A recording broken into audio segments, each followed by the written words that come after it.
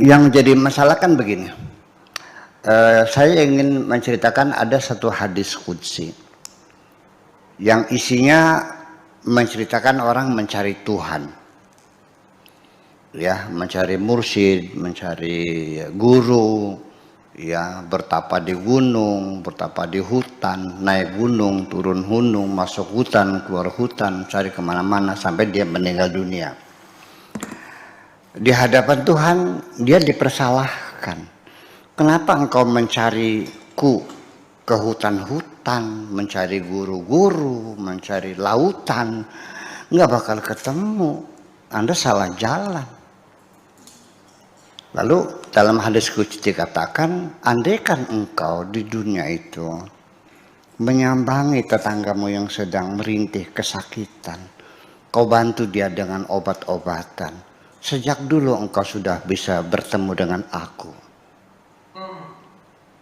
Andaikan engkau datang, ya, melayat takziah kepada temanmu yang meninggal dunia dan engkau ikut menghantarnya ke kuburan, sejak dulu engkau sudah bertemu dengan aku. Selama ini engkau mencari aku salah jalan.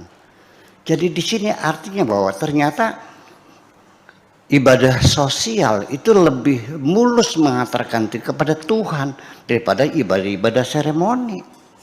Berzikir, berpuasa, ya kan begitu. Jelas akan menyentuh kemanusiaan kita. Karena aku ada di samping orang yang sakit itu. Ketika engkau datang mengunjungi orang yang sakit, engkau sudah sejak dulu ketemu dengan aku. Karena aku di samping orang yang sakit. Ketika engkau menghantarkan orang yang mati, aku bersama dengan orang yang mati itu. Jadi artinya bahwa kebaikan-kebaikan yang kita lakukan di dunia kepada sesama itu lebih menjamin akan keberhasilan kita menemukan Tuhan kita. Nah, tetapi ternyata dalam sejarah peradaban Islam sendiri itu ternyata yang dibesar-besarkan itu seremoni. Ibadah-ibadah seremonial yang dibesar-besarkan itu bukan ibadah sosialnya. Itu salah satunya. Kemudian ada yang menarik sekali, tadi tidak salah dan betul 100% bahwa dengan kita introspeksi ke dalam diri kita sendiri, dari mana asal muasal kita, kemudian kita sedang apa, harus apa yang kita kerjakan, lalu kita mau kemana. Ini adalah 3 pertanyaan. Apabila seseorang bisa menjawab dengan benar, engkau dari mana dan sekarang engkau sedang apa dan engkau akan kemana, berarti engkau sudah mengenal Tuhanmu. Sama juga. Ya, artinya bahwa kalau kita tahu dari mana, sedang apa, mau kemana bisa terjawab, berarti selesai, kamu sudah tahu. Ini kan yang terjadi kan ada orang lewat, mau kemana mas? Nggak tahu. Lu sedang apa? Nggak tahu. Lu mau kemana? Nggak tahu. Orang gila namanya. Nah, lalu peristiwa sadar diri semacam itu saya ceritakan dalam satu peristiwa. Seseorang ketabrak mobil, dia pedagang warung kecil lah, ya, mau belanja.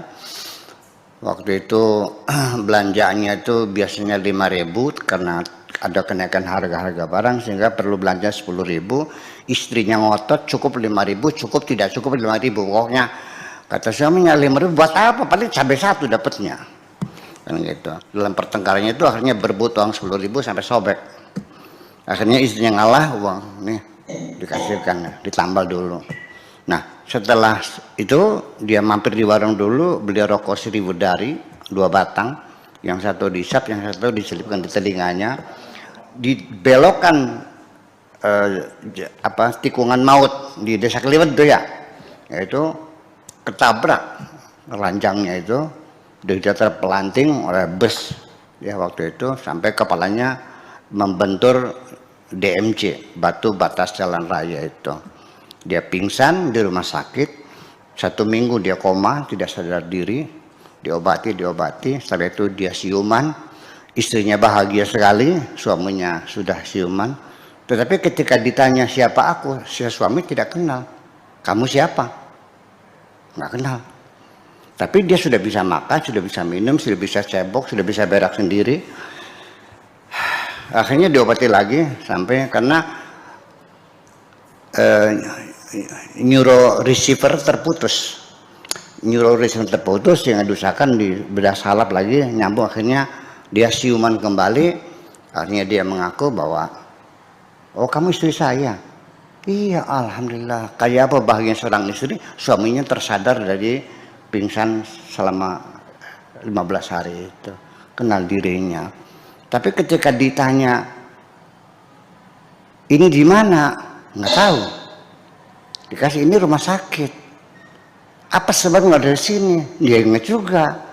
Diceritakan belum ingat juga. Diobati lagi, disempurnakan lagi.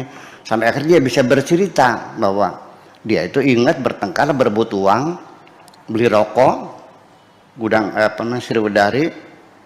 Setelah itu dia nggak ingat lagi. Dikasih tahu, nah kamu ketabrak mobil. Oh gitu, ya. Alhamdulillah. Berarti sudah sadar belum tuh? Sadar, istrinya sudah senang, alhamdulillah. Jadi diperiksa oleh dokter, kamu sudah sehat, bisa pulang.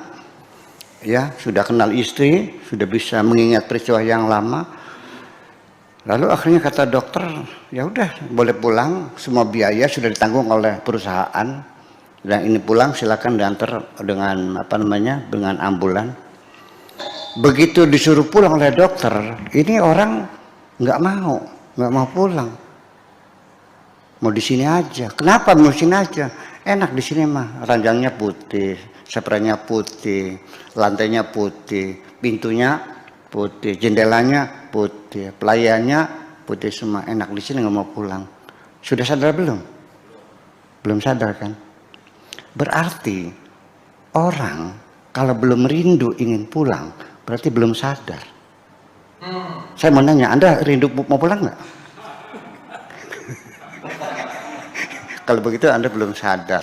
Nah itulah, jadi kedalaman daripada kerinduan kita ingin pulang itu juga menjadi satu standar bahwa dia sudah tersadar diri.